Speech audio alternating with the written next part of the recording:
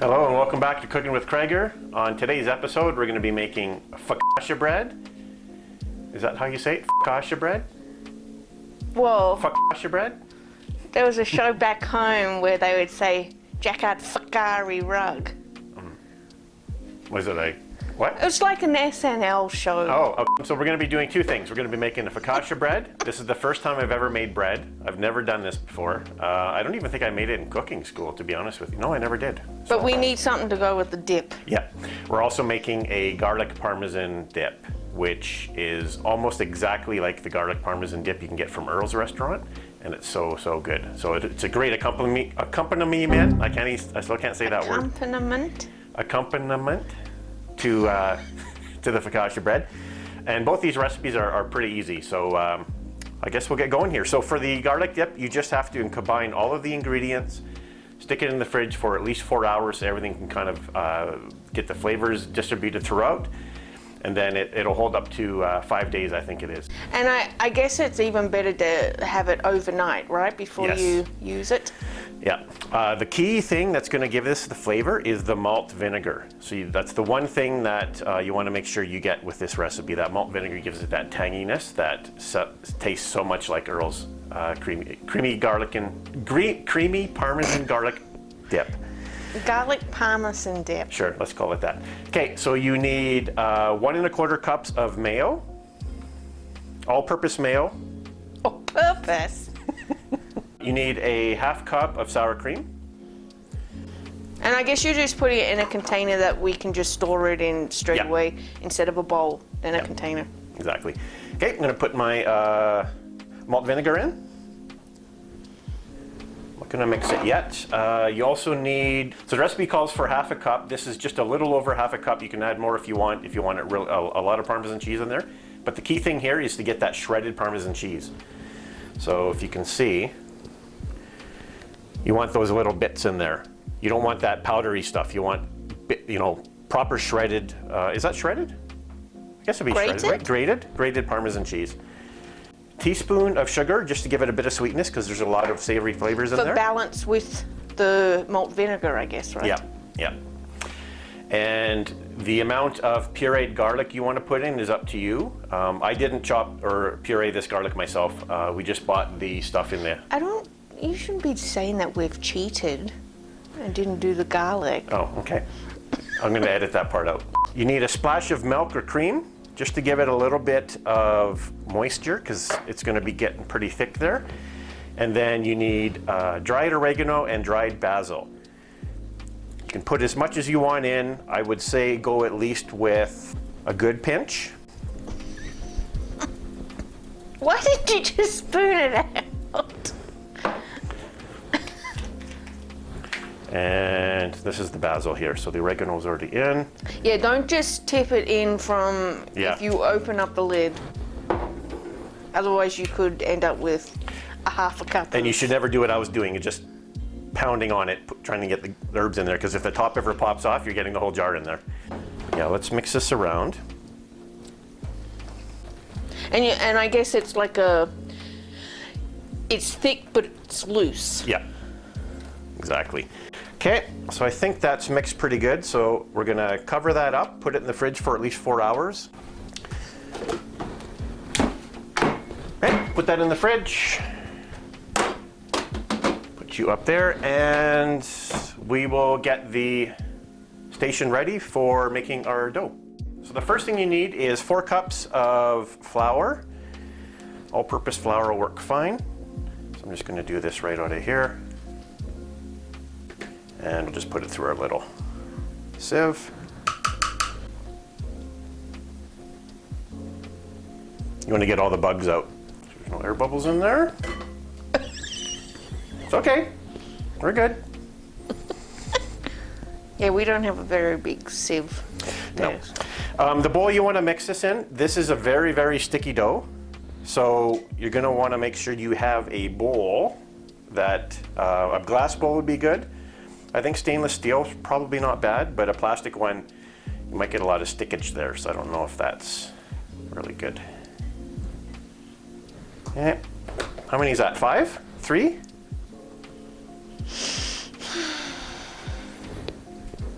Wouldn't be a Cooking with Kragger video if we didn't have a sigh from the wife, I'll tell you that. Reminds me of when I was in cooking school, we had a silverfish. No, that's when I worked at the hotel that I used to work at. I'm not going to say the name, but we had a bit of a silverfish problem. Where was I in cooking school? I can't remember now. Too friggin' long ago, I'll tell you that. Geez, that's a lot of dough. Is that gonna, if that's gonna double in size, we might have a problem with this bowl. Clean up a bit of my mess here. That's how males clean up. They just push everything into a pile somewhere else that isn't in the way anymore. Right? Out of sight, out of mind. Okay, then we have 2 teaspoons of dry active yeast. I'm just gonna mix that in there. And 1 teaspoon of salt. All-purpose salt. Okay, let's just mix this around so it's incorporated and get a bit on the floor. Okay, I think that's good. Then you need 2 cups of lukewarm water. Yeah, That's still lukewarm? Feel it. Okay. Because you don't want it too hot. No, because it'll kill the yeast. I think well, as long as you don't kill the yeast, maybe proofing is the more important part of, bread making. Yeah. And we're proofing this we're actually doing a cold fermentation proofing method, which is supposed to be really good. What does that mean? I don't know, but it sounds really cool. Okay, everything's I don't think it'll splash out now. Well, you're not kneading this before you proof it either. No. Right? It's just mixing it together and then. Kind of want to get my hands in there now. I'm going to keep using the spatula for now. Yeah, because it's like there's still a bunch of flour to mix in there. I mean, I guess you just want to mix this, just to incorporate all the dry ingredients. Yeah. And not over mix it though. There we go, now it's starting to stick. Okay, roll this over.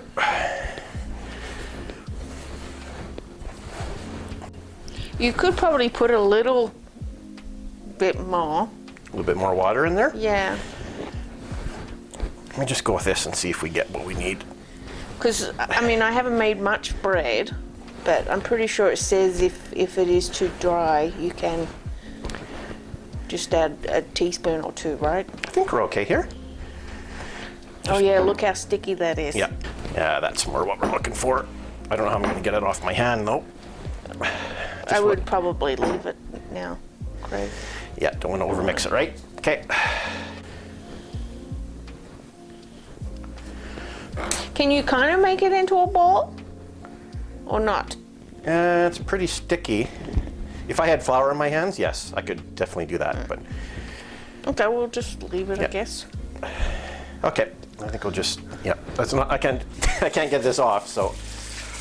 And a touch faucet is good in this situation, which we've got. When we moved into this house, that was one of the first things you wanted. Yeah.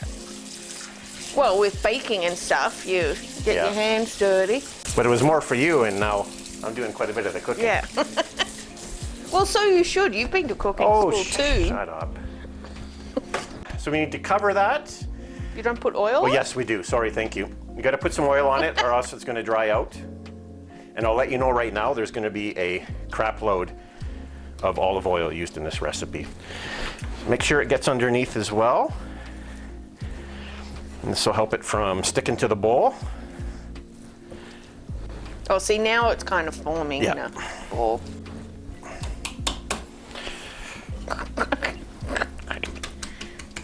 Bad dough. Very bad. I'm gonna do a little plug for this little goofy guy here. This here, you can add to any cling wrap type box.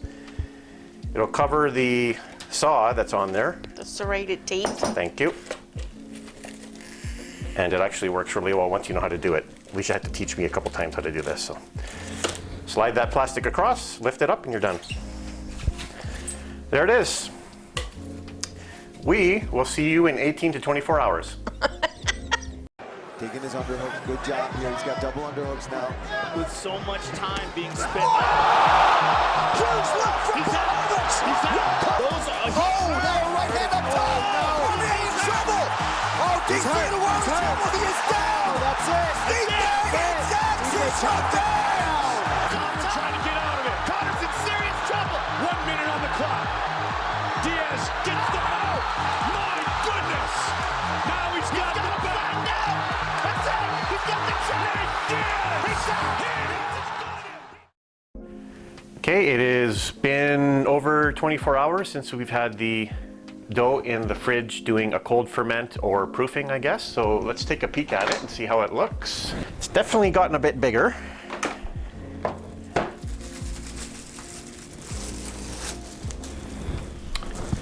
I don't know if that's going to work into one pan. I guess we're going to find out here in a second. And I can see some air, Yeah. air pockets and that in there. It smells like bread dough, that's for sure.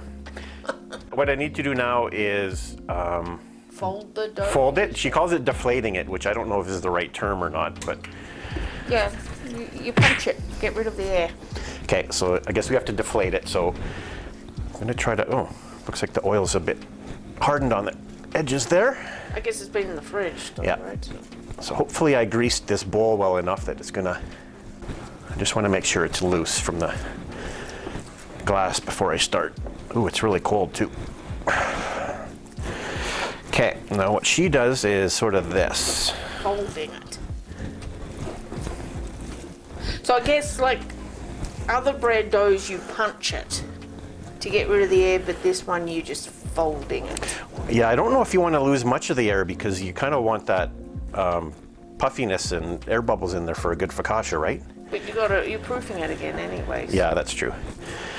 Okay, so I think the recipe does that. She does it about 6 or so times. So I think that's about 6. So let's go with that. Now I need to oil the pan. I'm gonna have to clean this bottle after.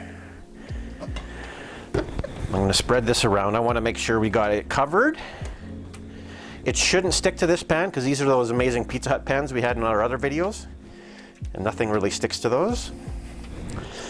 Okay, and all you need to do now is make sure it's coated in the oil. Okay, and just leave it on the counter to continue proofing at room temp for, I think it's 2 to 4 hours. It's now, what, 1:30, so probably about 2.5, 3 hours we'll come back and check it. Hopefully it's doubled in size and spread out a bit too.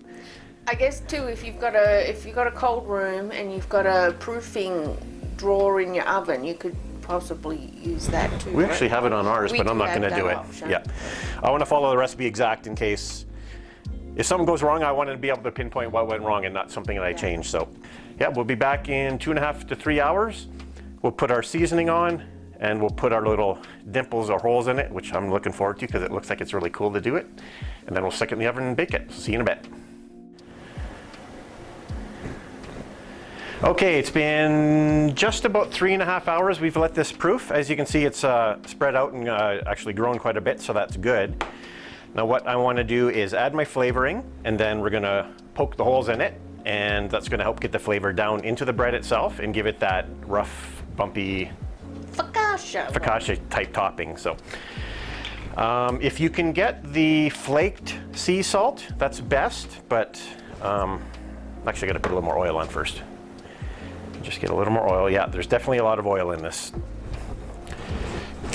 So I'm gonna get my, and you want to be really heavy with the salt. Liberal, thank you. That's what I was gonna say, and then I decided not to. Okay, so that's quite a bit of salt. I'm gonna use some dry oregano. We have fresh, but I'm gonna use dry. I want to try it with dry and see what it's like.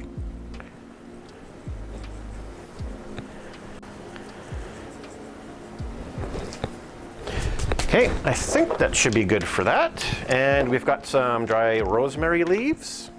I don't know why that's called a leaf, because it looks like a pine needle. I'm gonna put a bit of that on there. Okay, so that's good. I wanted to do that first because I'm gonna put some more oil on my hands. Not much, just a bit. Nope, that's too much. Okay, now I want to spread this a little bit so it kind of fills in the pan some. It's going to bounce back on its own, but that's fine. There's a lot of oil in there. Hopefully that's supposed to be in there. And the part I was looking forward to.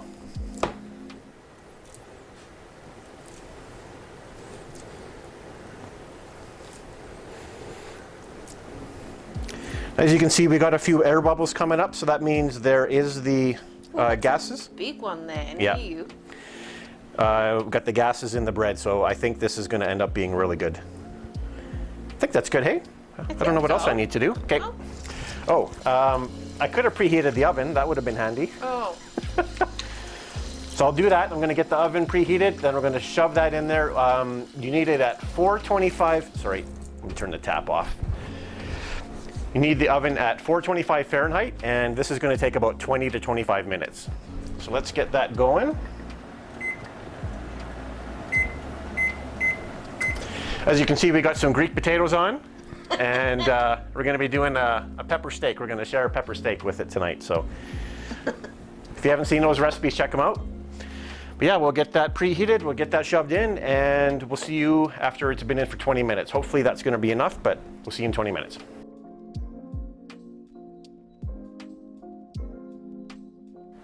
Okay, that's been 20 minutes. Let's take a peek at this. Oh, baby. Does that ever look good? I think we're done. I don't know if you'd want it much darker than that. I think we're good. I'm going to pull that out. That looks really good. We've had it cooling for a little bit. I actually put a little bit of olive oil on top. You want to do that when you take it out so it doesn't dry out. I forgot to mention that. So I just drizzled a little more on top. And we've kind of loosened it a little bit. It is a bit sticky here. Maybe we just didn't have enough oil. Oh, there was enough oil. Well. Oh yeah, I think we're okay here. Oh. Oh, there we go. I don't know what the bottom looks like. Ooh, brown. Moment of truth, I guess. Let's cut into it. I guess this side, right? About there? I'll cut in the middle so Oh. you can get the, like what it's like actually. Yeah, you're right, because it's more puffy there, so.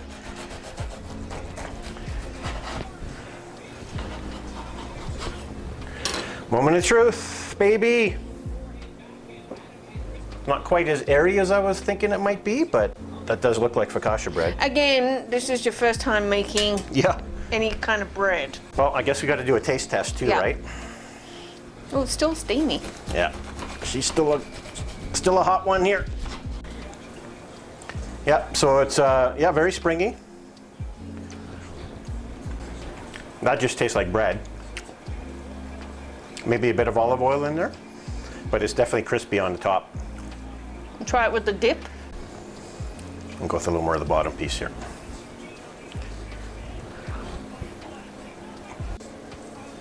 I think it tastes just pretty much like Earl's. Yeah, that's really good. So my first bread actually turned out really, really well. So yeah, that was really good. And that is it. So that is homemade focaccia bread with garlic Parmesan dip. Very similar to the Earl's restaurant. And yeah, that worked out really good. Hope you enjoyed the video. As always, thanks for watching. We'll catch you on the next video. Take care.